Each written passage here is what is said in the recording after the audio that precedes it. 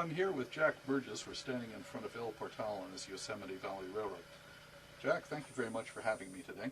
Thank you. This is the Yosemite Valley Railroad. It runs from Merced up to El Portal at the entrance to Yosemite Park. And you're modeling August 1939? Correct. Jack's what many people consider to be the prototype modeler's prototype modeler. And let's take a look at what he's got. Okay. I know you've been asked these questions a lot before, Jack, but I'm going to have to ask them again. About how big is this layout? You're in a 20 by 20 garage. Okay. And you're selected a minimum radius of? 22 inches, but I have spirals for every single curve. Is there a difference between cosmetic and hidden track minimum radius? No, everything's 22. And in some places I forced 22 just so that I would have curves, because I'm trying to replicate a railroad that was going up the Merced River Canyon, and it was one curve after another. Uh-huh. And what's your maximum grade here? Maximum grade is 2.1%. Okay. And you've got that logging incline, and it gets a lot steeper there. Yes. Okay. Minimum turnout? Everything's number 5s. Number 5. But you're doing some tricks with some of your turnouts. You've extended the lead on them. Yeah, they look a lot better if you make the lead longer than MRH standards. You've got some really realistic rock work here. These are all cast. What I finally did is I knew the fellow that was in charge of a quarry here in town, and called him up and asked him if I could borrow a few rocks. And so went up there to the quarry and borrowed some rocks from him, made rubber molds of those, and cast these all myself out of hydrocal. And then actually one of the things I do differently is the Sierra rocks are relatively new as compared to, say, the Rocky Mountains, which are very old. So what I do is I put the castings in place, and then I paint all of the plaster with latex interior paint. I just use a tan paint. That seals up the plaster.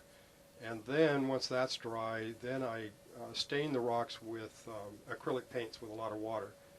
And so they don't have that transparent look that a lot of people like, but I think they're more representative of rocks that you see up in the Sierras. Jack, I understand there's a new structure in Merced Falls. Can you talk about that? Yes, this one was put off for a long time, primarily because I just did not have enough photos or information on it. So finally I decided I needed to finish up Merced Falls, and this was one of the main structures. So I worked up CAD drawings from all the information I had. CAD drawings alone took probably 3 or 4 days to finish. And once I had those finished, then it was easy to scratch build the model out of styrene, and I had that done in about 2 days. They had a little 2-foot gauge tram railroad that ran through the plant and up and through the drying yards, and that was modeled. And so it was a fun project once I had the CAD work done. So Jack, that 2-foot railroad you referred to, this is the one on the loading dock here? Yeah, that's a portion of it.